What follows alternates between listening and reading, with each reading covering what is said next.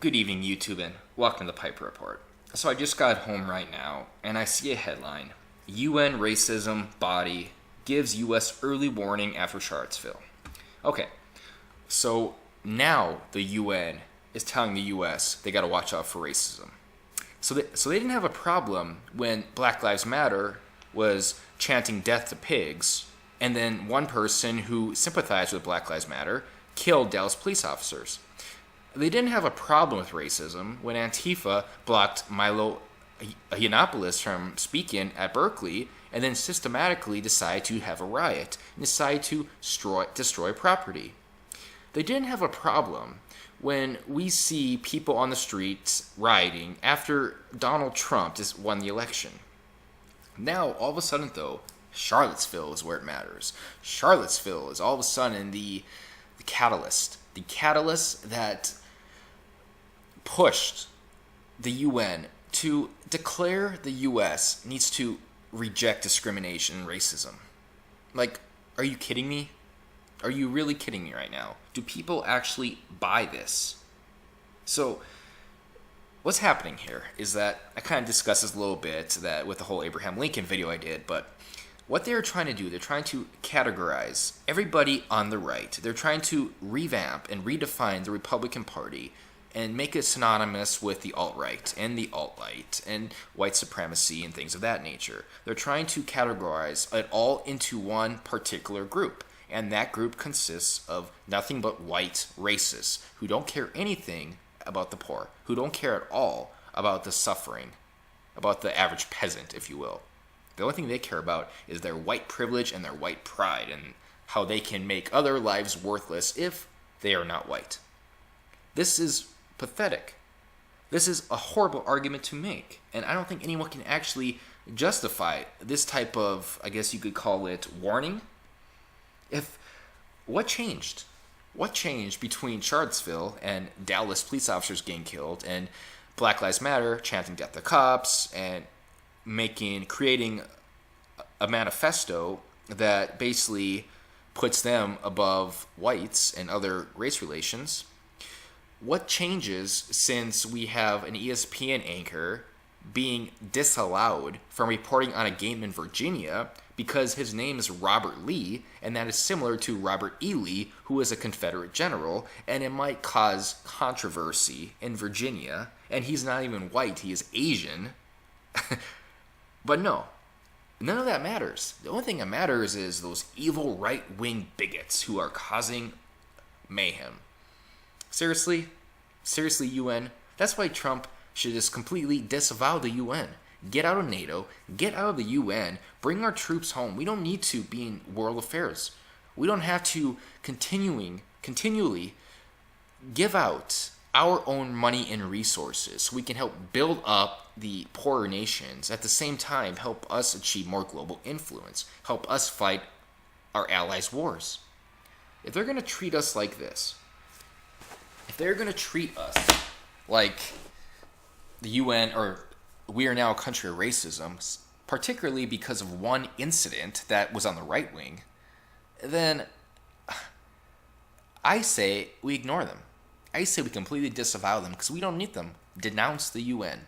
Denounce NATO. I mean, this is sad. This is sad. I know I'm kind of ranting here, but we should have seen this long before Charlottesville. We should have seen this long before Charlottesville.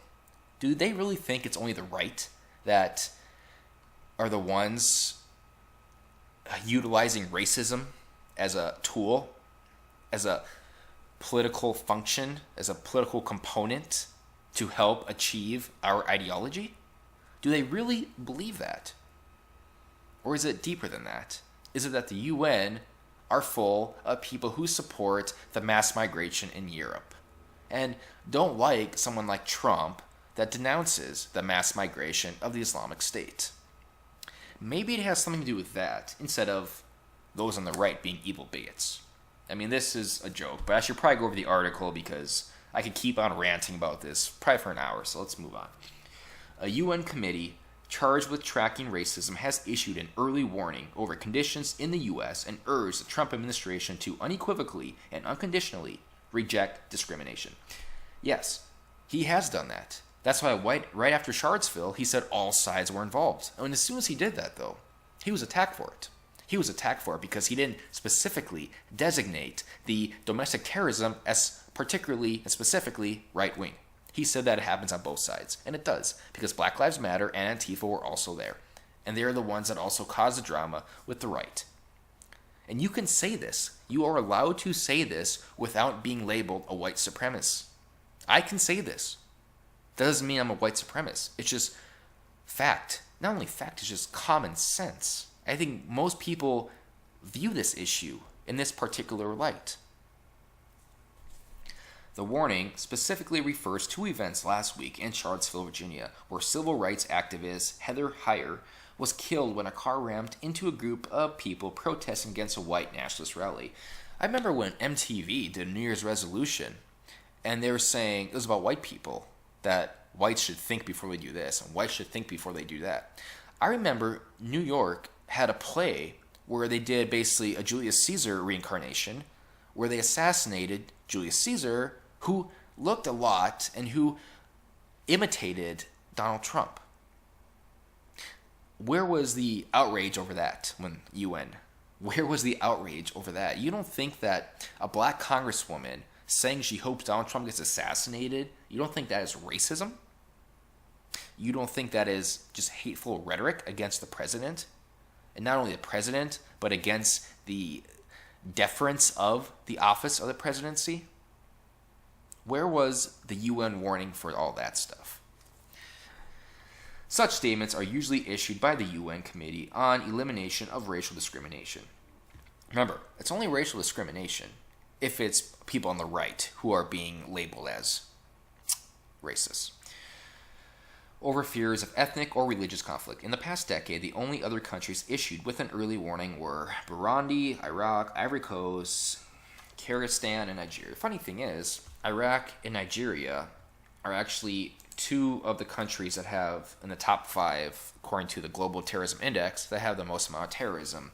And it is caused by, in Nigeria, Boko Haram, which is an Islamic militant group. And by Iraq, I mean, God knows how many there are. ISIS, Al-Qaeda, I mean, you can name it. So now we see also in Europe how the more we view, the more that we experience, or they experience, mass immigration of Islamic State, the more their crime rate tends to go up. So crime rate in Europe is directly proportional to the amount of not Mexican immigrants, to the amount of Islamic migrants that are entering Europe. Maybe we should focus on that. Maybe we should try to learn something from that respect. We are alarmed by the racist demonstrations with overly racist slogans, chants, and salutes by white nationalists, neo-Nazis, and the KKK, promoting white supremacy and inciting racial discrimination and hatred, said Anastasia Crickley, chairwoman of the committee. Jesus Christ.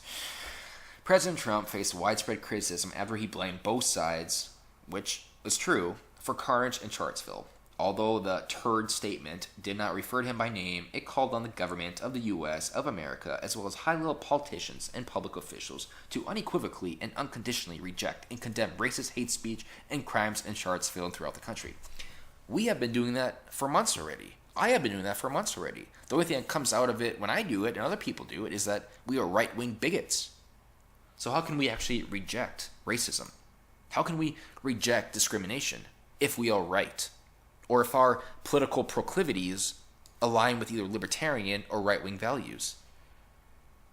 How can we reject it? You can't.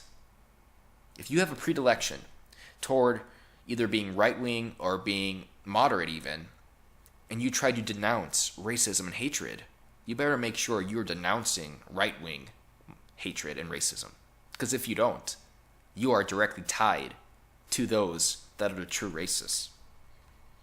And the UN doesn't bring that up, though.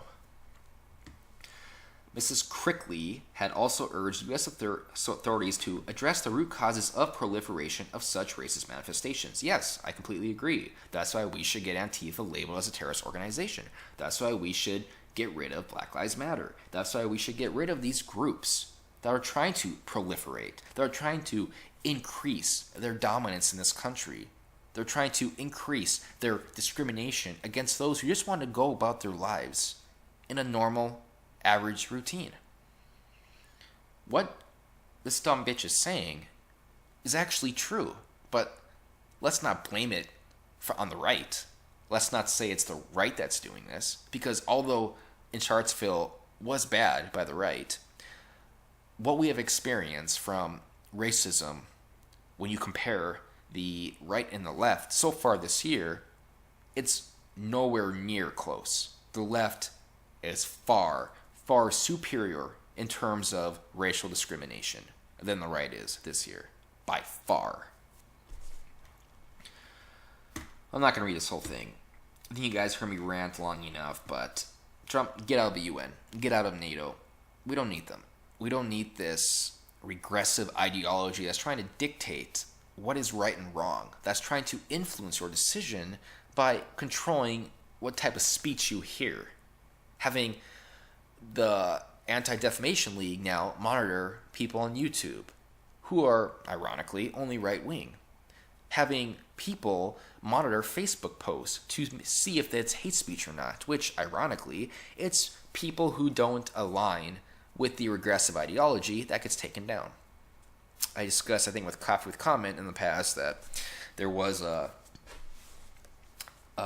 German journalist, and she was writing about the crime happening in Germany, the crime occurring from the Islamic State, not the Islamic State, not ISIS, but from the migration of Islam. And she was banned now from posting her journals and her articles. I believe it was on Facebook. If it was on Facebook, it was on a journalist's website, actually, for Germany. She's not allowed to report anymore. So they're systematically trying to deny you any type of truth. And then they wonder why mainstream and corporate media ratings are dropping. Do you maybe think that people are starting to catch on to this little charade? Do you think that maybe people are starting to realize that, hey, listen, this regressive ideology, they're trying to completely dictate my life.